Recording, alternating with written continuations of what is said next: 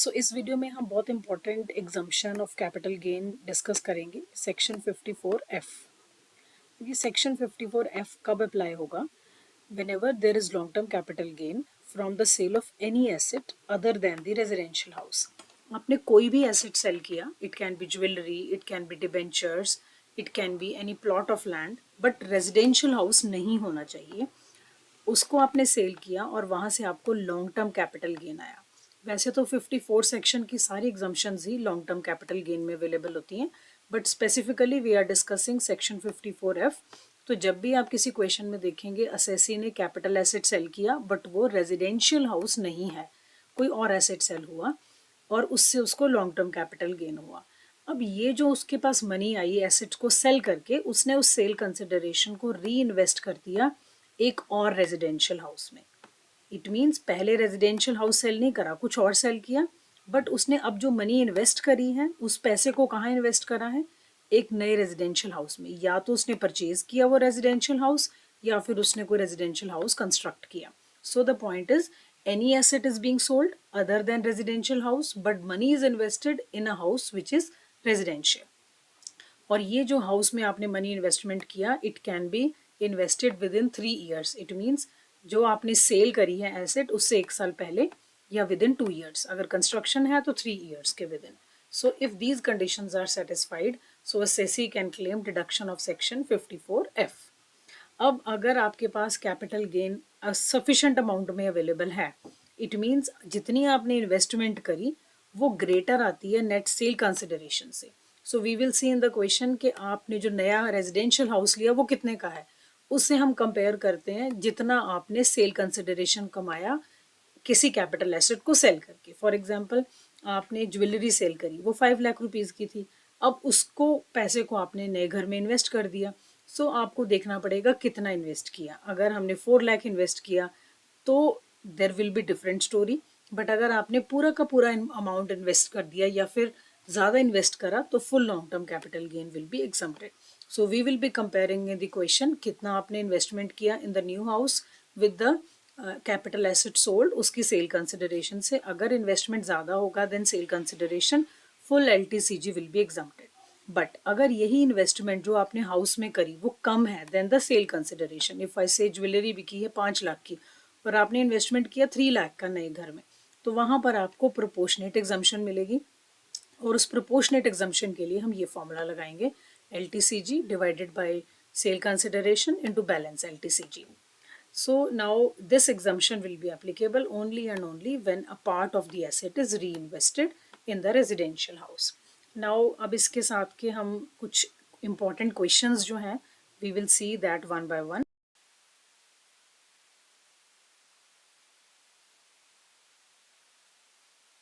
Now let's see, जैसे ये हमारे पास ये क्वेश्चन है, इसमें लिखा है कि the sale price of jewelry is being sold in October 2022 and 15 lakh is the sale price। Then the cost of acquisition of this jewelry, and this jewelry is acquired in 2007-8 और हमें cost of inflation index भी given है side by side and this is the cost। अब ये जो jewellery है इसको cell करने के बाद अमाउंट इन्वेस्ट कर दिया in the construction of new house. So अभी हमने पढ़ा कोई भी एसेट बिका हो सकता है बट लॉन्ग टर्म होना चाहिए। लॉन्ग टर्म है, बिल्कुल है। 2007-8 वाला ज्वेलरी 2024 में बिक रहा है, so it is around 17 years. So new house में मनी इन्वेस्ट हो रही है ऑन 31 जुलाई 2025। फिर कुछ पैसे हम कैपिटल गेन डिपॉजिट स्कीम में भी डाल रहे हैं ऑन 27/6/2005 रुपीज़ 8 लाख। तो हमने यहाँ पर निकालना है capital gain assuming he does not own any other house. फिर हम उसके बाद डीम्ड कैपिटल गेन पर भी आएंगे। तो पहले हम डिस्कस करते हैं नॉर्मल कैपिटल गेन कैसे निकालेंगे इस क्वेश्चन में। सबसे पहले हमने देखा कि इस क्वेश्चन में हमें गिवन था कि ज्वेलरी है, so we will calculate the capital gain for the asset jewellery.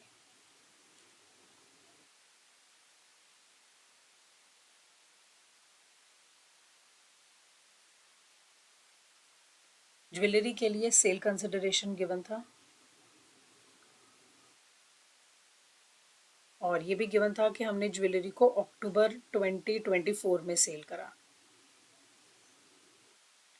So jewellery हमारी सेल हो रही थी 15 लाख रुपीज़ की।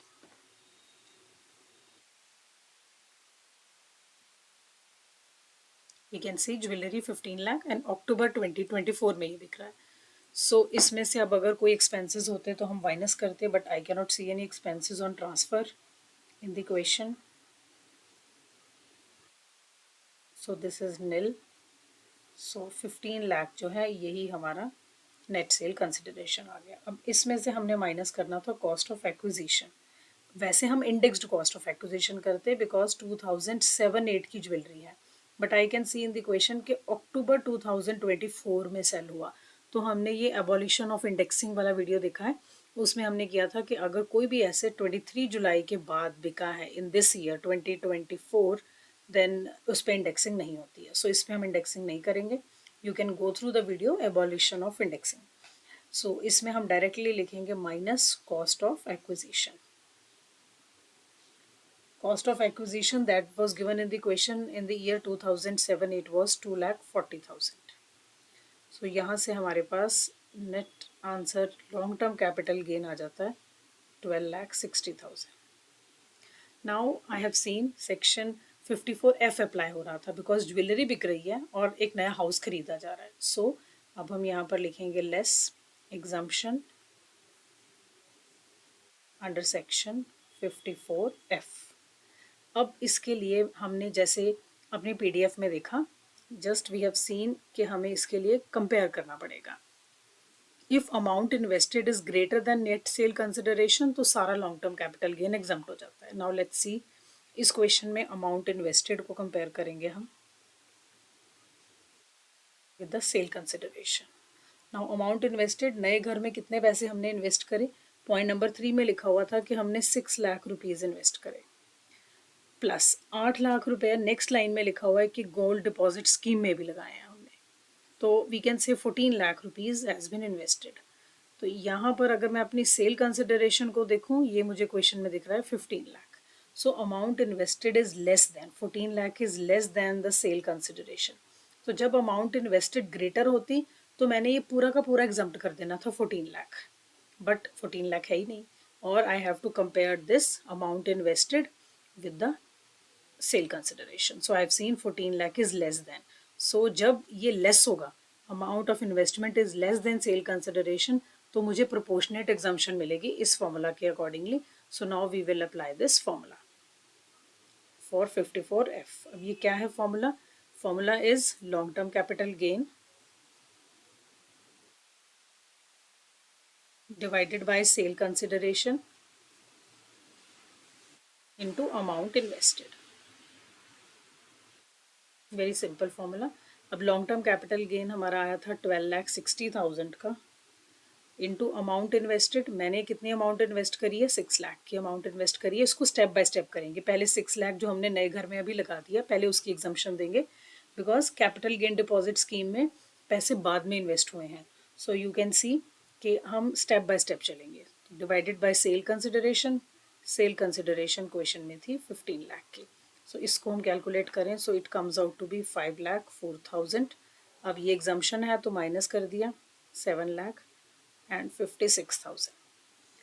अब अगेन वी विल से, फिर से हमने कैपिटल गेन डिपॉजिट स्कीम में डाला है तो एग्जम्पशन है ये 54F की एग्जम्पशन ही है, बट इसको हम लिखेंगे 54F subsection 4. Capital gain deposit scheme 54F subsection 4 के अंडर आता है.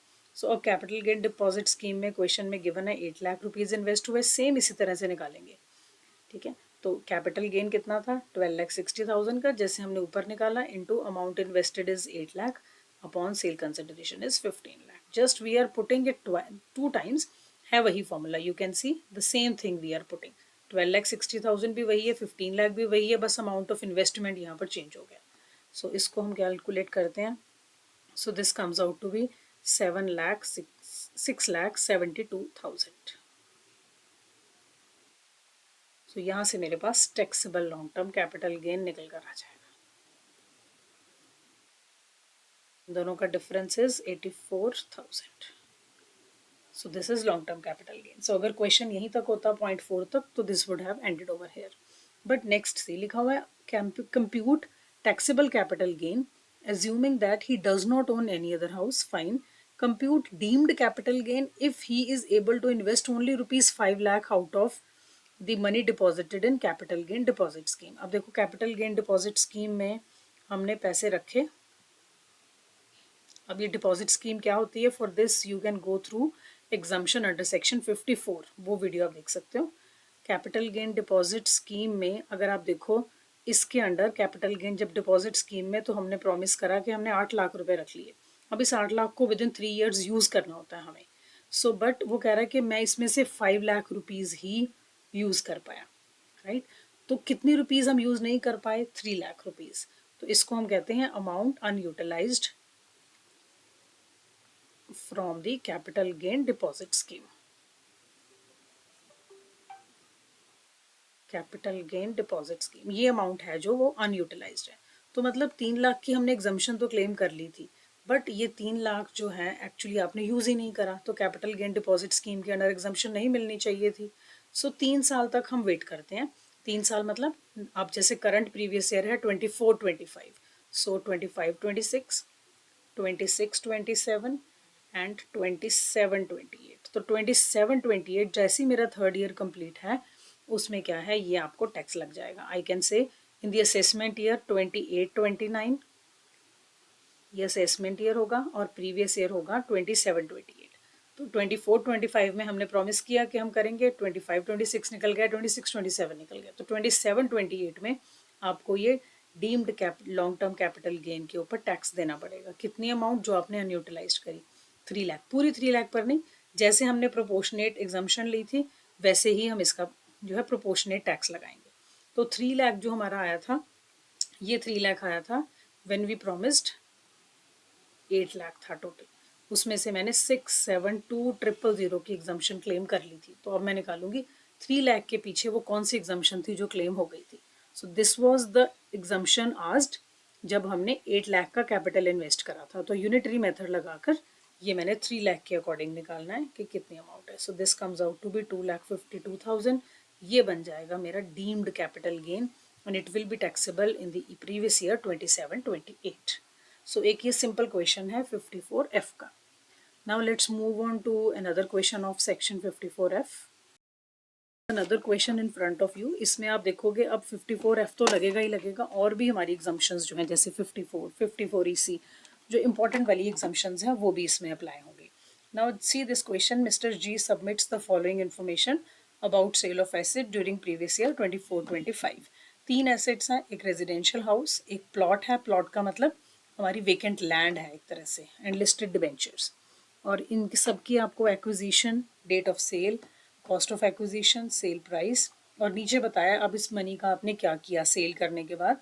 एक रेजिडेंशियल हाउस खरीदा 19 नवंबर 2024 को 16 लाख का, और 15 नवंबर को ही हमने रूरल इलेक्ट्रिफिकेशन बॉन्ड्स खरीदे हैं। सो अब इस क्वेश्चन को when there are more than one assets, तो इन क्वेश्चंस के लिए हम पर लिख लेते हैं calculation of capital gain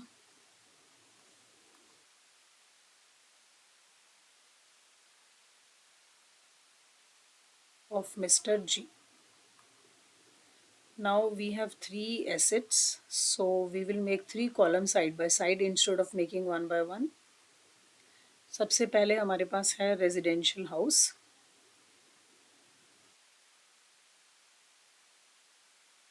second asset is plot जिसको मैंने कहा आप लैंड ट्रीट करोगे, and third is listed debentures. First of all हम इनके लिए देखते हैं सेल कंसिडरेशन, क्वेश्चन में गिवन थी। For residential house, sale consideration is 21 lakh. For plot of land, it is 4,20,000. And for listed debentures, sale consideration is 4 lakh.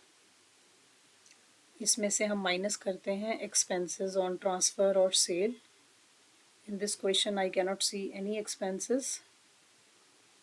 So ये आ गया मेरा net sale consideration same.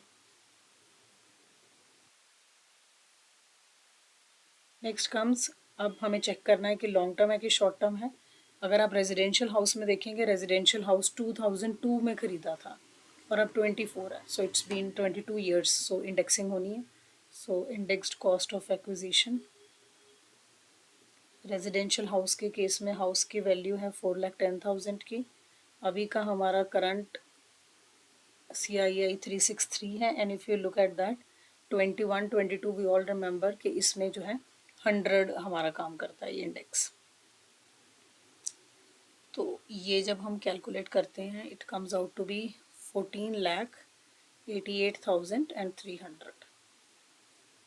इसके बाद प्लॉट का देख लेते हैं। प्लॉट खरीदा 2004 में, तो 2004 से 2024, तो प्लॉट के लिए तो हमें पता है 2 ईयर्स का टाइम चाहिए होता है, but it's been now 20 years, तो प्लॉट ऑफ लैंड के लिए भी इंडेक्सिंग होगी। तो प्लॉट ऑफ लैंड की वैल्यू थी हमारी कॉस्ट ऑफ एक्विजिशन, अभी का इंडेक्स 363 अपॉन उस ईयर का इंडेक्स आपको गिवन है 113। तो इसको जब सॉल्व करते हैं it comes out to be 289,115। Listed debentures के लिए हमने पढ़ा है कि debentures, shares, units of UTI, इनकी इंडेक्सिंग नहीं होती, बट इसका टाइम पीरियड देख लेते हैं। 2005 में ये खरीदा है और 2024 मतलब लॉन्ग टर्म कैपिटल गेन ही आएगा, बट इंडेक्सिंग हम यहाँ पर नहीं करेंगे। तो मैंने इसकी कॉस्ट ऑफ एक्विजिशन इसी तरह ले ली। अब तीनों से हमें ये क्लियर हो रहा है कि लॉन्ग टर्म कैपिटल गेन लग रहा है। तो जैसे ही लॉन्ग टर्म कैपिटल गेन लगेगा इट मीन्स अब कोई भी एग्जाम्पशन लगा सकते हो, सारी एग्जाम्पशन इसके ऊपर अप्लाई करेंगी, शॉर्ट टर्म पे नहीं अप्लाई होती। ये डिफरेंस आता है हमारा 130,885 and this obviously comes out to be rupees 2 lakh. तो यहाँ तक हमने नॉर्मल क्वेश्चन की तरह लॉन्ग टर्म कैपिटल गेन्स निकाल लिए। नाउ अब हम चलेंगे इसके एग्जाम्पशंस के टुवर्ड्स। सबसे पहले आपको ये याद रखना है कि एग्जाम्पशन जिस सीक्वेंस में हमने PDF में देखी थी, पढ़ी थी, उसी सीक्वेंस में 1 बाय 1 लगानी है। सबसे पहले आई विल सी सेक्शन 54 लग रहा है। सेक्शन 54 क्या होता है? जब आप रेजिडेंशियल हाउस सेल करते हैं और रेजिडेंशियल हाउस खरीदते हैं। If I look at point below, investment हमने रेजिडेंशियल हाउस में करी है, तो इसके ऊपर फर्स्ट वाले के ऊपर I can apply exemption under section 54।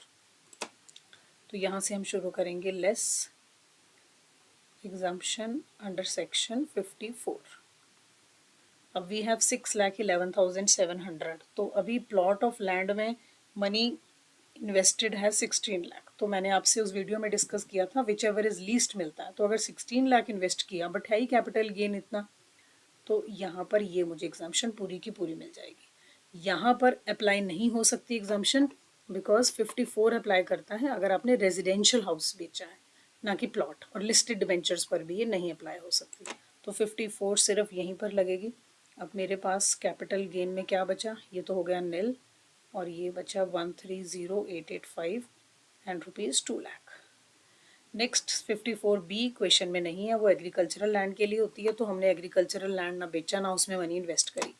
P के बाद EC, अब लगेगा एग्जाम्पशन अंडर सेक्शन 54 EC।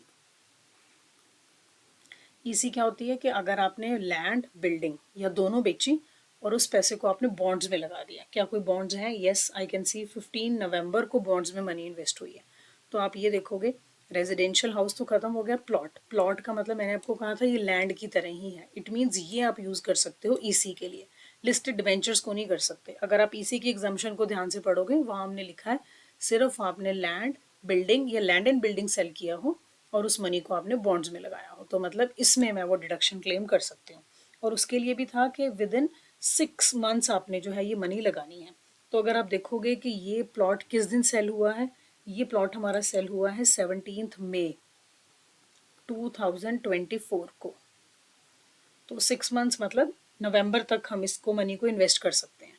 तो 11 नवंबर को इसने मनी इन्वेस्ट कर दी, तो इट मीन्स अभी 6 मंथ्स कंप्लीट नहीं हुए थे। We can claim this exemption. कितने पैसे लगाए हैं? 1 लाख रुपीज़। पड़े ज़्यादा है हमारे पास इसमें, बट यहाँ लगाया ही 1 लाख रुपीज़ है।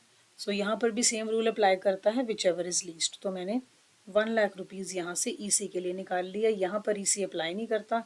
सो इफ़ वी विल सी, ये आ गया नील। यहाँ बचे 30,885 और यहाँ बचे 2 lakh rupees. So I M left with these many long term capital gains. So I hope you can see step by step जिस तरह exemptions के नाम है उसी तरह से हमने ये माइनस करना है। Next comes exemption under section 54F.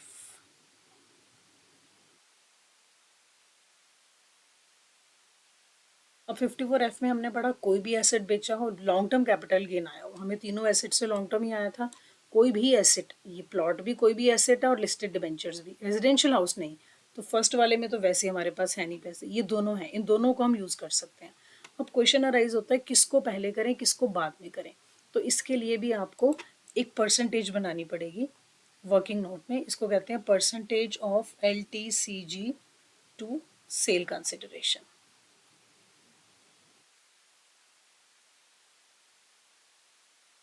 तो मेरे पास अब दो एसेट्स हैं जिनमें से आई कैन नॉट डिसाइड किसको पहले यूज़ करूं। एक है प्लॉट और एक है listed debentures.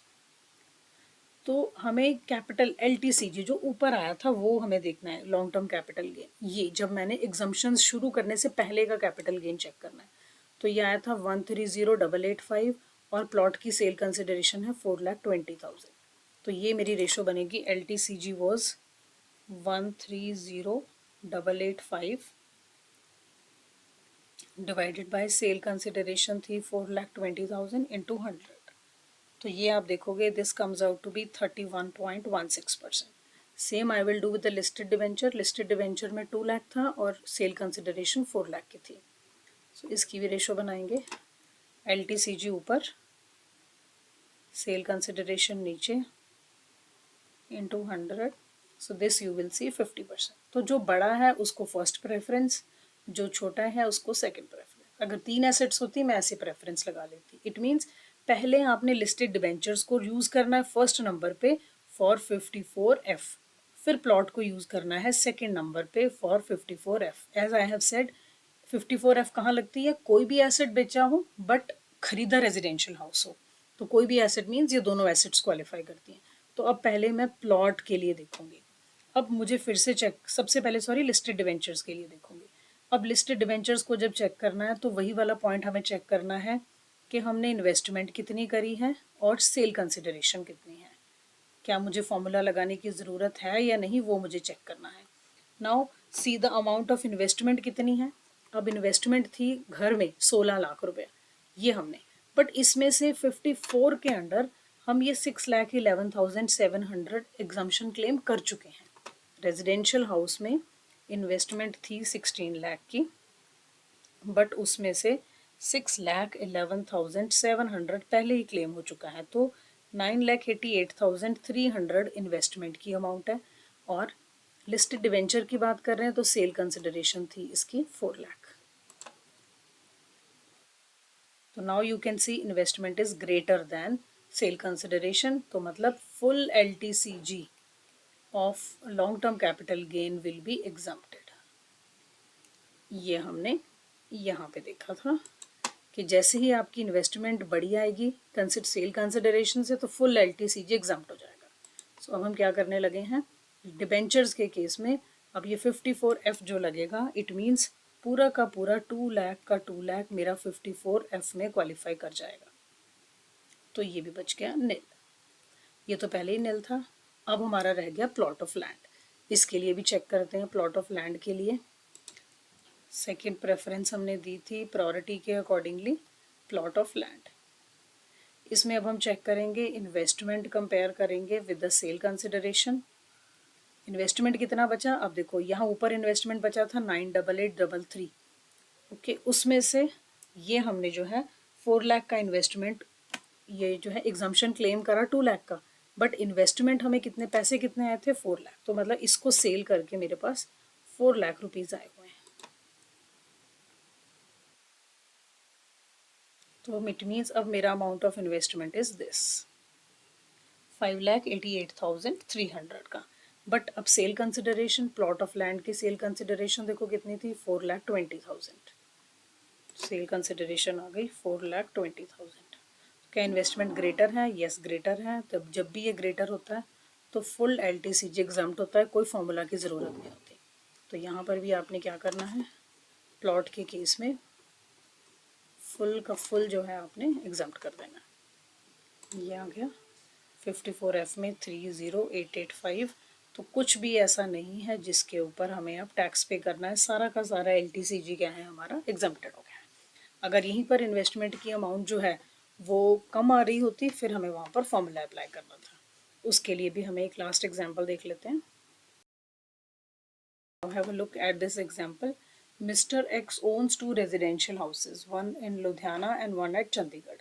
He submits the following information about the sale of assets during previous year 24-25. एक रेजिडेंशियल हाउस है, ठीक है, उसका कॉस्ट ऑफ एक्विजिशन भी गिवन है, एफएमवी भी गिवन है. तो ऑफ कोर्स अब ये 1979 का है तो हम विच एवर इज हायर मतलब 6,10,000 लेंगे. Second is plot of land, ये प्लॉट है, लैंड की तरह ट्रीट करेंगे. And third is jewellery. तीनों के हमें sale consideration, cost of acquisition सब कुछ गिवन है. नीचे आपको गिवन है कि आपने एक और रेजिडेंशियल हाउस खरीदा सेम पिछले क्वेश्चन की तरह, और bonds of national highway of authority भी खरीदे हैं 50,000 के. So it is 90% same question, बस हमें लास्ट में जो 54F है उसका प्रोपोर्शनेट जो है वो हमें अमाउंट ऑफ इन्वेस्टमेंट को देना पड़ेगा. So let's do this question. इस क्वेश्चन में भी हमारे पास 3 एसेट्स दिख रहे हैं.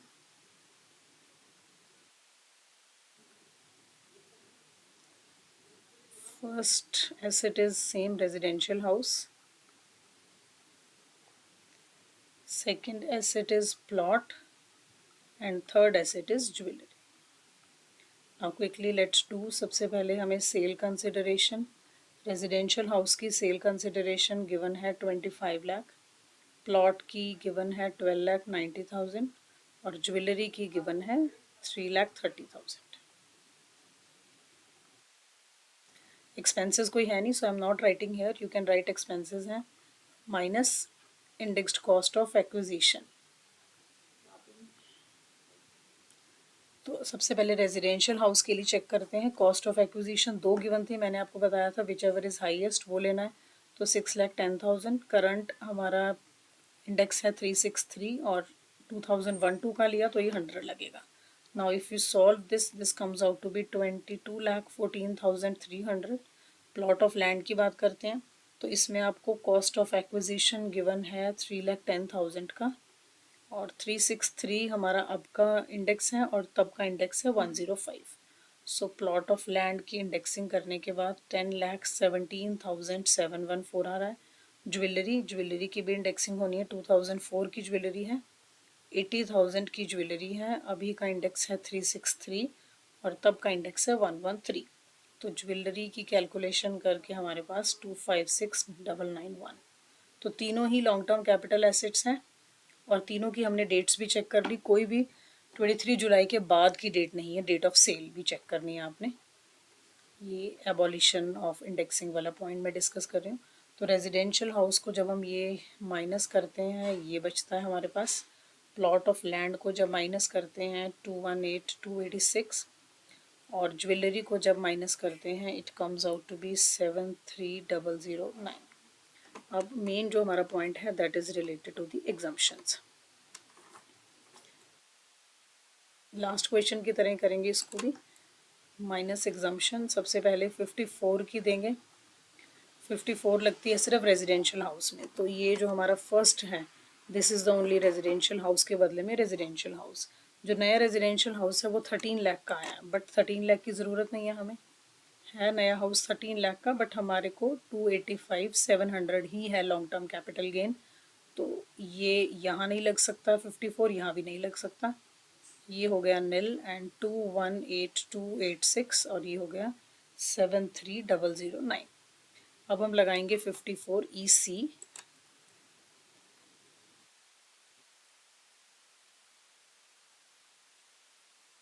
यहाँ तो है ही कुछ नहीं. अब हमने कहा था लैंड सेल करी हो तभी 54 EC लग सकता है. तो ये सेकंड वाला प्लॉट था, इसी में लगेगा. 50,000 का इन्वेस्टमेंट है, यहाँ EC अप्लाई नहीं हो सकता. तो ये होगा नील और यहाँ 50,000 माइनस किया तो ये आ गया 168286 और ये एज इट इज़. नेक्स्ट अभी हमारी लास्ट एग्जम्पशन है 54F.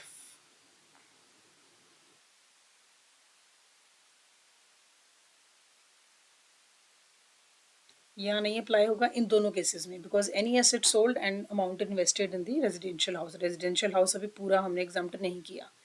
तो अब यहाँ पर आप 54F लगाएंगे, बट फिर 2 एसेट्स हैं तो मुझे वर्किंग नोट बनाकर इनकी प्रायोरिटीज़ चेक करनी पड़ेगी. वर्किंग नोट में हम देखेंगे फॉर्मूला लगाएंगे LTCG upon sale consideration into 100। पहले मैं प्लॉट के लिए देख रही हूँ। जब हमने इसका कैपिटल गेन निकाला ये आ रहा था 218,286 और प्लॉट ऑफ लैंड की सेल कंसिडरेशन थी 12,90,000 की इंटू 100। तो ये प्लॉट ऑफ लैंड बनता है 16.92%। दूसरी हमारे पास एसेट थी ज्वेलरी। ज्वेलरी का लॉन्ग टर्म कैपिटल गेन आया है 73,009 और इसकी सेल कंसिडरेशन थी 3,30,000 इंटू 100। तो ये आता है 22.12। मतलब पहले मैं इसको यूज़ करूँगी फिर मैं इसको यूज़ करूँगी। तो let's start with the jewellery.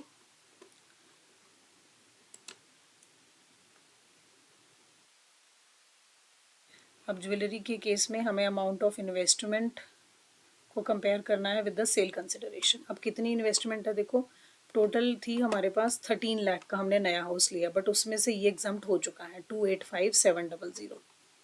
तो अमाउंट ऑफ इन्वेस्टमेंट 13 लाख, इसमें से माइनस 285,700, ये हम ऑलरेडी एग्जाम्पशन क्लेम कर चुके हैं। तो मतलब अब इन्वेस्टमेंट है 10,14,300 और ज्वेलरी की सेल कंसिडरेशन देखते हैं कितनी थी, वो थी 3,30,000। तो अब दिस इज ग्रेटर, तो it means full LTCG of jewellery it will B exempted. तो ज्वेलरी में चलते हैं, ये लास्ट था हमारा ज्वेलरी, इसका पूरा का पूरा LTCG आप यूज़ कर लेंगे। तो ये हो गया नील, ये पहले ही नील था। Now we are left with the plot of land. अब सेम काम हम प्लॉट ऑफ लैंड के लिए करते हैं।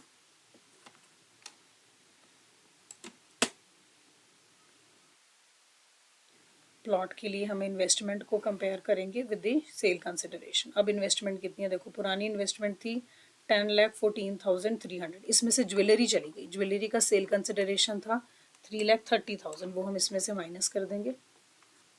आपने यहाँ पर सेल कंसिडरेशन माइनस करना है, जितना ज्वेलरी एग्जाम्प्ट हुआ वो नहीं माइनस करना। 3,30,000 यहाँ से माइनस कर देंगे और ये आएगा 0,0348, ये बचता है हमारे पास कैपिटल गेन। और प्लॉट की अगर आप सेल कंसिडरेशन देखोगे, net sale consideration for the plot was 12,90,000। सो अब देखो आप, अब ये ग्रेटर नहीं है, ये लेस है, so amount invested is less. तो यहाँ पर अब मेरा जो है वो फॉर्मूला लगेगा। फॉर्मूला क्या है हमारा, the formula is long term capital gain, किसका, प्लॉट का, जो हमारे पास एसेट है उसका long term capital gain into remaining investment divided by sale consideration, किसका, प्लॉट का। तो अब देखो ये फॉर्मूला कैसे लगाएंगे, long term capital gain plot का, जो प्लॉट का जब शुरू में आपने कैपिटल गेन निकाला तो प्लॉट का, ये सेकंड हमारा प्लॉट था, तो ये था मेरा long term capital gain. Original long term capital gain means 218,286 fill करेंगे फॉर्मूला में, 218,286 into remaining investment. Remaining investment means ये जो मैंने निकाली है, जिससे मैंने कंपेयर किया था, 6,84,300 डिवाइडेड बाय प्लॉट का सेल कंसिडरेशन, जिससे मैंने कंपेयर किया था 12,90,000।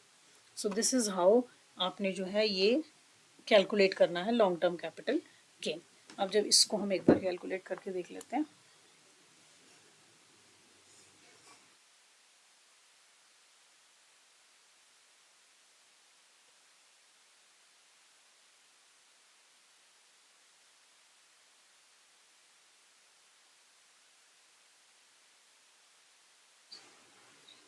ये आता है हमारा 115,793। इट मीन्स इतनी एग्जाम्पशन मिलेगी, पूरी अमाउंट नहीं एग्जाम्प्ट होगी। यहाँ पर आपने 54F में यहाँ डाल देना है 115,793, ये एग्जाम्प्टेड, बाकी जितना बच गया आपका वो taxable. So this comes out to be this much. तो अब ये बच गया मेरा टैक्सेबल LTCG। तो in detail we have seen कि आपने 54F को प्रैक्टिकली कैसे अप्लाई करना है। Thanks a lot.